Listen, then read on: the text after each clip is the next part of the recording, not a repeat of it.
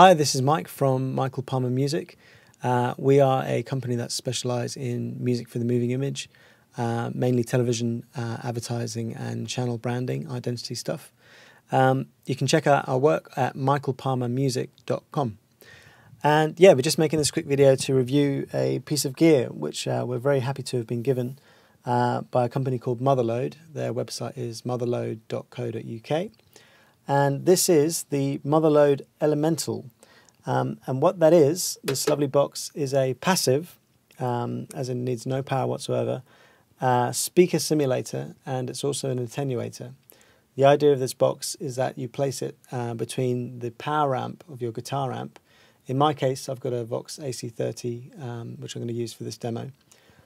So you disconnect the speakers from your amp. So just using the power amp side of the amplifier, you feed that signal into here, and this will replicate the sound of a speaker. So effectively, you don't have to record with a microphone with loads of noise going on, disturbing neighbours and what have you. You can actually use headphones or just monitor at low level. And this box does a remarkably good job of emulating the sound of a speaker. I'm going to do a head-to-head test between this, which is an all-analog solution, with an all-digital solution, which is, in my case, the Line 6 Pod Farm2 software. So let's take a look at the guitar I'm going to use and also the amp.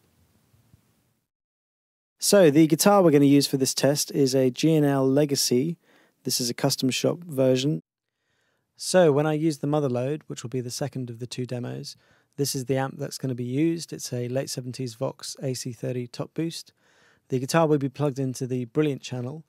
And what I'm going to do is, when I come to this part, I'm going to dial in a sound that's similar to the sound of the Line 6.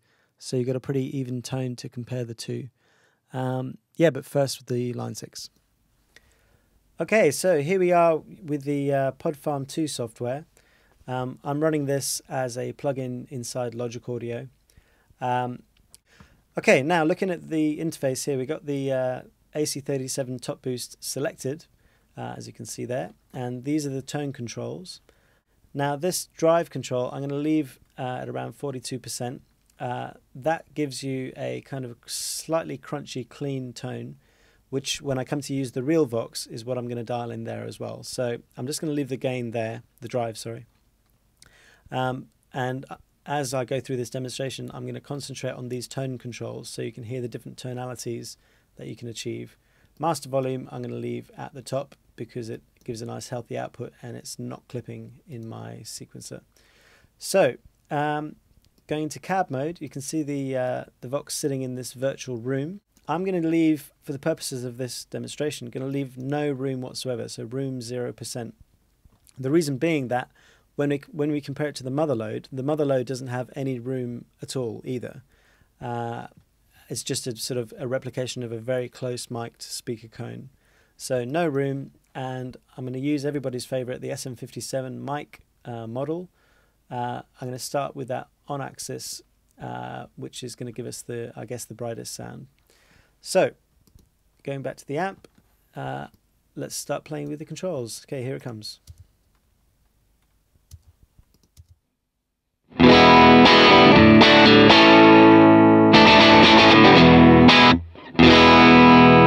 Okay, let's try and move the bass up and down.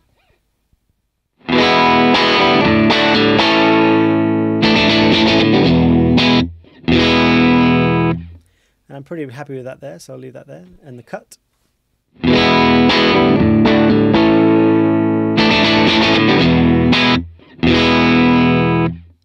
Pretty happy with that in the middle. Treble.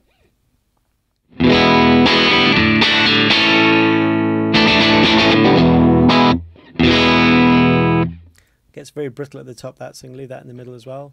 And present.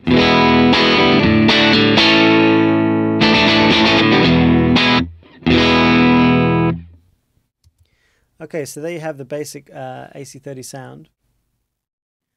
Okay, so here we are with the Motherload version of the test. Now, what I've done here is I've plugged the Motherload right here into the Vox AC30. coming out of the speaker output into the speaker input on the back. Now, the first control to your left speaker volume, that's not actually going to be used in the test. What that is for if you're going to use this unit as an attenuator between your amplifier and the speakers for live use. Basically, so you can tame the volume of your amp. This control here is related to that as well. So we're basically ignoring this half of the unit. What we're going to play with is these three controls here. Okay, so let's have a look at distortion. There's two extremes. One's called center at number 1. That's to indicate the kind of center miking position. And then you can dial that all the way to number 9, which is edge. So imagine if you're moving the microphone from the center to the edge of the speaker cone. So this is right to the center.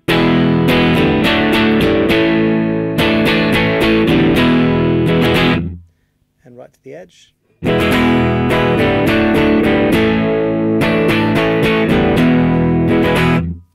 So basically what you get is basically bright and immediate, or with a slight sort of mellowing of the tone. And in the middle.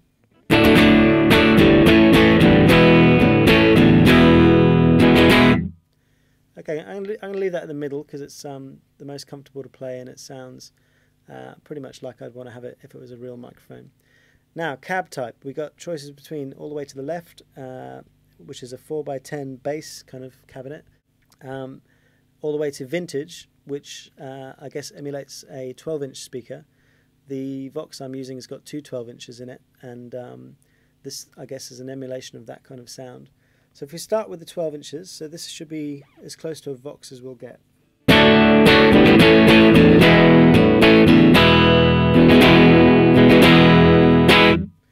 I'm just going to dial that right round to the extreme 4x12 setting.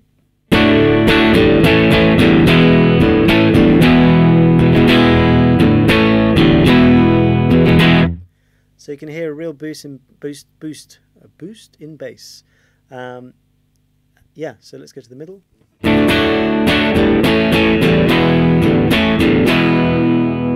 I'll just keep playing with that.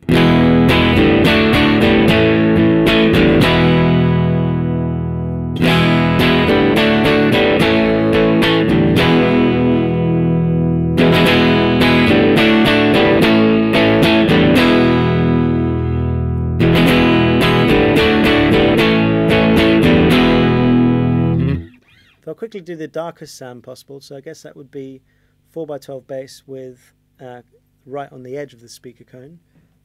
So like that. Here we go.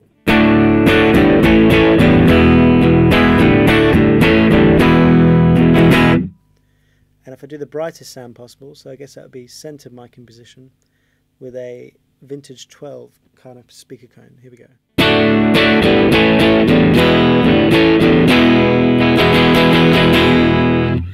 My favourite, I think, is probably there in the middle for the distortion type, and I'd say veering towards a 4x12 around here.